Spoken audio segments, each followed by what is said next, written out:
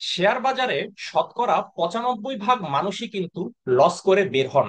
বিশেষ করে বাংলাদেশের প্রেক্ষাপটে, যেটা আমাদের যে দুটো স্টক এক্সচেঞ্জ আছে, ঢাকা এবং চট্টগ্রাম স্টক এক্সচেঞ্জ, এখানে দেখবেন যারা বিনিয়োগকারী আছেন শতকরা 95%ই কিন্তু লস করেন। মাত্র শতকরা 5% মানুষ এখান থেকে লাভ নিয়ে বের হতে পারেন। তো আমি আজকের এই ভিডিওতে খুব সহজ 3টা ফর্মুলা বলবো, যেটার মাধ্যমে আপনি কিন্তু ওই যে যেই 5% মানুষ শেয়ার বাজার থেকে লাভ করেন, তাদের কাতারে চলে আসতে পারেন যদি এই 3টা সহজ ফর্মুলা আপনি প্রপারলি ফলো করতে পারেন। আচ্ছা, ফর্মুলা নাম্বার 1। প্রথম ফর্মুলা হচ্ছে value investing rather than momentum investing. তো যেটা বললাম যে ভ্যালু ইনভেস্টিং করতে হবে, মোমেন্টাম ইনভেস্টিং নয়। অর্থাৎ ভ্যালু, কোনো একটা বিজনেসের ভ্যালু, কোনো একটা কোম্পানি যে বিজনেস করে ওই বিজনেসের ভ্যালুটা আপনাকে বুঝতে হবে। ওই বিজনেসের যে প্রোডাক্টটা, ধরেন আমি যদি একটা pharmaceutical company, let's say square pharmaceutical company limited, তাহলে এদের এটা একটা লিস্টেড ইন স্টক এক্সচেঞ্জ, তাহলে এই কোম্পানির যে বিজনেস, এদের বিজনেসটা কি, এরা হচ্ছে ফার্মাসিউটিক্যাল কোম্পানি, অর্থাৎ ওরা হচ্ছে ওষুধ প্রোডাক্ট করে এবং ওরা ওষুধ বাজারে সেল করে, বিভিন্ন ফার্মেসির মাধ্যমে ওরা ওষুধগুলো বাজারজাত করে, ওখান থেকে মানুষ ওষুধ কিনে। তাহলে এই বিজনেসের ভ্যালুটা কিন্তু ভেরি হাই। কারণ মানুষের অসুখ বিসুখ সব সময় থাকবে, সারা জীবনই থাকবে। মানুষকে ফার্মেসিতে যেতে হবে, ওষুধ কিনতে হবে। যেহেতু স্কয়ার ফার্মাসিউটিক্যাল এটা একটা রিনাউন্ড একটা ফার্মাসিউটিক্যাল কোম্পানি, তাদের ওষুধের কোয়ালিটিও ওয়েল রিনাউন্ড। তো সেক্ষেত্রে কিন্তু এই স্কয়ার ফার্মাসিউটিক্যাল নামক কোম্পানির যে বিজনেস এবং এই বিজনেসের যে ভ্যালু, যে মানুষের জীবন রক্ষাকারী ওষুধ বা বিভিন্ন ওষুধ, অসুখ বিসুখের বিভিন্ন ওষুধ, অ্যান্টিবায়োটিক, এগুলো ওরা প্রোভাইড করে ফার্মেসি গুলোতে, তাহলে এই বিজনেসের ভ্যালু কিন্তু অনেক হাই। তো এই জন্য বলছি value investing rather than momentum investing. Momentum investing কি জিনিস? আমাদের স্টক এক্সচেঞ্জে এরকম অনেক রকম জাঙ্ক শেয়ার থাকে, অনেক রকম কোম্পানি থাকে যেগুলোর নাম হয়তো আপনি কখনো শুনেননি, ওদের বিজনেসটা কি টাইপের আপনি জানেনও না। আপনি কোম্পানির নামও শুনেনি, ওদের কি প্রোডাক্ট ওরা সেল করে এটাও আপনি জানেন না, কিন্তু আপনি মোমেন্টাম, আশেপাশের গুজবে কান দিচ্ছেন, বা সোশ্যাল মিডিয়ায় বলা হচ্ছে যে এই অমুক এবিসি শেয়ারের দাম আগামী 1 সপ্তাহের মধ্যে দ্বিগুণ হয়ে যাবে। এই গুজব শুনে আপনি আজকেই শেয়ারটা কিনে ফেললেন, এই আশায় যে আগামী 1 সপ্তাহ পর এটা দ্বিগুণ হয়ে যাবে। তো এইটা হচ্ছে মোমেন্টাম ইনভেস্টিং। এই মোমেন্টাম ইনভেস্টিংটা কিন্তু করা যাবে না। অর্থাৎ আপনি যেই কোম্পানিকে বুঝেন না, যাদের বিজনেস সম্পর্কে আপনার কোনো আইডিয়া নেই, তারা কি প্রোডাক্ট সেল করে যেটা আপনি জানেন না, এই ধরনের ক্ষেত্রে কিন্তু গুজবে কান দিয়ে, বা আশেপাশের মানুষ কি বললো, বা আরো 10 জন মানুষ ওই শেয়ার কিনছে বলে আমিও ওই স্রোতে গা ভাসিয়ে দিলাম, এই টাইপের কাজ করা যাবে না। যেটা হচ্ছে মোমেন্টাম ইনভেস্টিং, এই মোমেন্টাম ইনভেস্টিং করা যাবে না, ভ্যালু ইনভেস্টিং করতে হবে। অর্থাৎ অনলি যেই কোম্পানির বিজনেস আপনি বুঝেন, যাদের বিজনেসের প্রোডাক্ট আসলেই মানুষের জীবনে ভ্যালু অ্যাড করে বলে আপনি বিশ্বাস করেন, আপনার কাছে প্রতীয়মান হয়েছে, সেই কোম্পানির শেয়ারই আপনি কিনবেন। আপনি দরকার হলে ওই কোম্পানির ওয়েবসাইটে গিয়ে ওদের যে ইনভেস্টর রিলেশন বা ওদের যে অ্যানুয়াল রিপোর্ট, ফিনান্সিয়াল রিপোর্ট, এগুলো আপনি একটু স্টাডি করে দেখতে পারেন, ওই কোম্পানির ফিনান্সিয়াল হেলথ, বিজনেস হেলথ বা প্রোডাক্ট ভ্যালু, এগুলো সম্পর্কে একটা প্রাথমিক ধারণা নেওয়ার জন্য। তো এটা হচ্ছে প্রথম ফর্মুলা গেল, যে ভ্যালু ইনভেস্টিং করতে হবে, মোমেন্টাম ইনভেস্টিং করা যাবে না। আচ্ছা, দ্বিতীয় ফর্মুলা হচ্ছে এইলিং বাট পটেনশিয়াল কোম্পানি। তো তার মানে হচ্ছে সহজ বাংলায় যে কম দামে ভালো কোম্পানি শেয়ার কিনতে হবে। অর্থাৎ দাম কম কিন্তু কোম্পানি ভালো।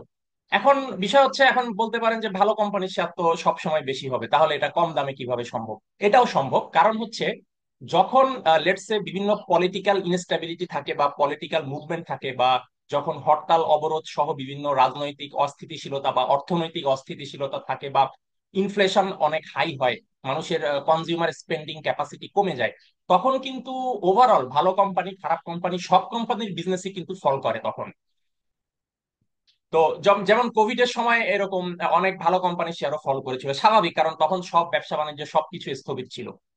তো এই ওই ধরনের টাইমে যখন একটা ইকোনমিক রিসেশন চলে বা পলিটিক্যাল ইনস্টেবিলিটি, যখন ওভারঅল বিজনেস শাটডাউন থাকে, ওই সময় কিন্তু ভালো কোম্পানির শেয়ারও ফল করে যায়, শেয়ার প্রাইসও ফল করে দেয়।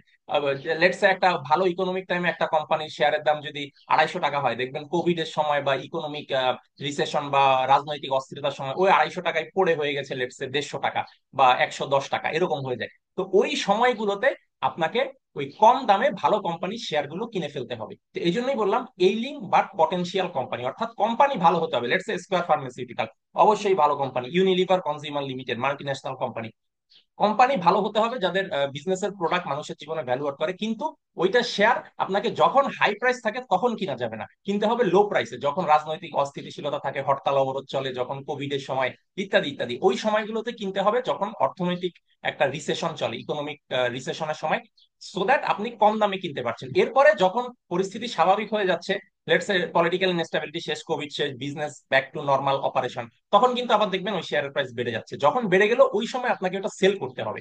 আর যখন ওই ইকোনমিক রিসেশনের সময়, পলিটিক্যাল অস্থিরতার সময় কমে যায়, ওই সময় ওই কম দামে ওই ভালো কোম্পানির শেয়ার গুলো কিনে ফেলতে হবে।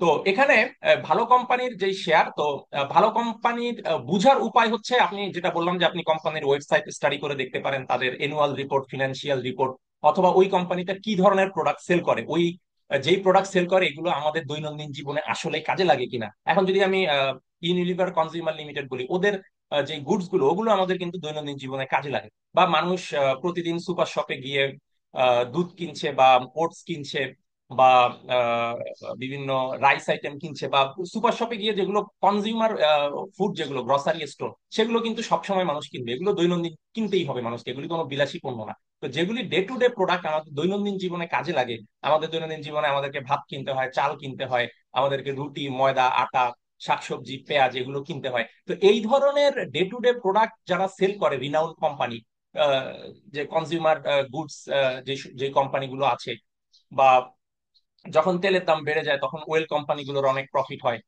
তো এই এই এই বিষয়গুলো আপনাকে চিন্তা করে দেখতে হবে যে তাদের যে প্রোডাক্টটা, ওই প্রোডাক্টটা আসলে মানুষের ডে টু ডে জীবনে কাজে লাগে কিনা। এখন তেল অবশ্যই আমাদের জীবনে কাজে লাগে, তাহলে পদ্মা ওয়েল আছে, যমুনা ওয়েল কোম্পানি লিমিটেড আছে, তাদের শেয়ার আপনি যদি কম দামে কিনে রাখতে পারেন, একটা সময় গিয়ে আপনি ভালো রিটার্ন ওখান থেকে পাবেন। তো এইভাবে প্রোডাক্টটা কি, প্রোডাক্টটা মানুষের জীবনে ভ্যালু অ্যাড করে কিনা বা দৈনন্দিন জীবনে কাজে লাগে কিনা, ওই প্রোডাক্টের মার্কেট ডিমান্ড কতটুকু, এই বিষয়গুলো চিন্তা করে, এবং ওই কোম্পানির financial health, business health, governing board, এই বিষয়গুলো চিন্তা করে আপনাকে কিন্তু কম দামে ভালো কোম্পানির শেয়ারটা কিনে নিতে হবে। আচ্ছা, তো এটা গেল সেকেন্ড ফর্মুলা, যে এইলিং বাট পটেনশিয়াল কোম্পানি। তো পটেনশিয়াল মানে ভালো কোম্পানি, যারা আসলেই ভালো ভালো প্রোডাক্ট সেল করে, যেগুলো মানুষের দৈনন্দিন জীবনে কাজে লাগে। আর এইলিং মানে হচ্ছে যেটা যখন ইকোনমিক রিসেশনের সময় কম দামে ওই কোম্পানির শেয়ারটা কিনে নিতে হবে, কারণ ইকোনমিক রিসেশনে ভালো কোম্পানি এইলিং অবস্থায় থাকে, রুগ্ন অবস্থায় থাকে, তখন তার শেয়ারের দামও কমে যায়। আচ্ছা, আর তৃতীয় ফর্মুলাটা হচ্ছে লং টার্ম হোল্ডিং। তো কাজে এই বিষয়টা ইম্পর্টেন্ট, আপনাকে কম দামে ভালো কোম্পানির শেয়ার কিনতে হবে, আপনাকে গুজবে কান না দিয়ে আপনাকে আসলে যেগুলো সাউন্ড, ফান্ডামেন্টালি সাউন্ড যে কোম্পানি আছে সেটাও কিনতে হবে, আবার লং টার্ম ধরে রাখতে হবে। ধরেন 2020 সালে কোভিড ছিল, ওই সময় আপনি কোনো একটা ভালো কোম্পানির শেয়ার কিনলেন খুব কম দামে। এখন যদি আপনি 2020 সালের জুলাই মাসে এসে একটা ভালো কোম্পানির শেয়ার কিনে যদি বলেন, আমি 2 মাস পর, জুলাই মাসে কিনে আমি সেপ্টেম্বর মাসে সেল করে দিব, আপনি কিনেছেন কম দামে, কথা ঠিক আছে, আপনি প্রথম ফর্মুলা অনুযায়ী আপনি ভ্যালু ইনভেস্টিং করেছেন, একটা ভালো মৌলভিত্তির কোম্পানির শেয়ার কিনেছেন, আপনি দ্বিতীয় ফর্মুলা ফলো করেছেন, আপনি এইলিং বাট পটেনশিয়াল ভালো কোম্পানির শেয়ার, কিন্তু কোভিড এর সময় বিজনেস শাটডাউন ছিল, কাজেই ভালো কোম্পানির শেয়ার কিনেছেন, কিন্তু যখন মার্কেট খারাপ ওই সময় কম দামে কিনেছেন, সেটাও ভালো। কিন্তু আপনি লং টার্ম হোল্ড করলেন না, আপনি কিনে 2 মাস পর সেল করে দিলেন, তাহলে কিন্তু আপনি প্রফিট পাচ্ছেন না, কারণ 2 মাস পরে দেখবেন প্রাইস প্রায় একই আছে, অথবা আরো কমতেও পারে, অথবা হয়তো 50 পয়সা বা 1 টাকা 2 টাকা বাড়তে পারে। তো কাজে ওইটাও না, তৃতীয় ফর্মুলাটাও ইম্পর্টেন্ট, যে লং টার্ম হোল্ডিং। তো লং টার্ম বলতে আমরা নর্মালি 5 ইয়ার্স হলে ভালো, 3 to 5 ইয়ার্স আমরা বলে থাকি, এর কম যেন না হয়। তো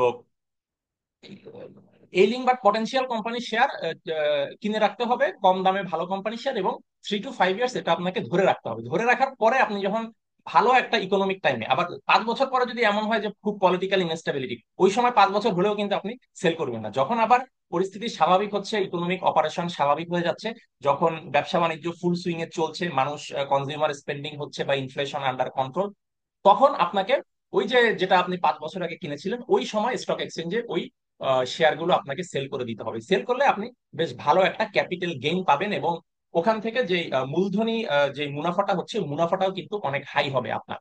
তো কাজেই এই তিনটা বিষয়, এই তিনটা ফর্মুলা যদি আপনি কমপ্লাই উইথ করতে পারেন, যে ভ্যালু ইনভেস্ট করতে হবে গুজবে কান না দিয়ে, এবং ভালো কোম্পানির শেয়ার কম দামে কিনতে হবে যখন একটা ইকোনমিক রিসেশন বা অর্থনৈতিক একটা দুরবস্থা চলে, এবং লং টার্ম 3 to 5 ইয়ার্স এটা ধরে রাখতে হবে, দেন যখন অর্থনৈতিক অবস্থা স্বাভাবিক থাকে, তখন ওই 3 বছর পর বা 4 বছর পরে ওই কোম্পানির শেয়ারটা বেশ ভালো প্রাইসে আমি সেল করে আমি একটা ক্যাপিটাল গেইন বা একটা মূলধনী মুনাফা আমি সেখান থেকে অর্জন করে নিলাম। আবার যখন আপনি লং টার্ম হোল্ড করছেন 3 to 5 ইয়ার্স, আপনি কিন্তু ওই কোম্পানি থেকে ডিভিডেন্ড বা লভ্যাংশ পাচ্ছেন প্রতি বছর, কিন্তু একটা রেকর্ড ডেটের এগেনস্টে ওই কোম্পানি থেকে আপনি লভ্যাংশ পাচ্ছেন, যেটা অটোমেটিক আপনার ব্যাংক অ্যাকাউন্টে ট্রান্সফার হয়ে যাচ্ছে। তো কাজে আপনি 5 ইয়ার্স হোল্ড করে মানেই যে আপনি 5 বছর পরেই সবকিছু আয় হচ্ছে, এই 5 বছর ফাঁকা থাকছে ওইটাও না।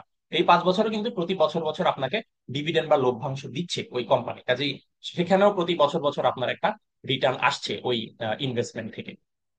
ধন্যবাদ সবাইকে।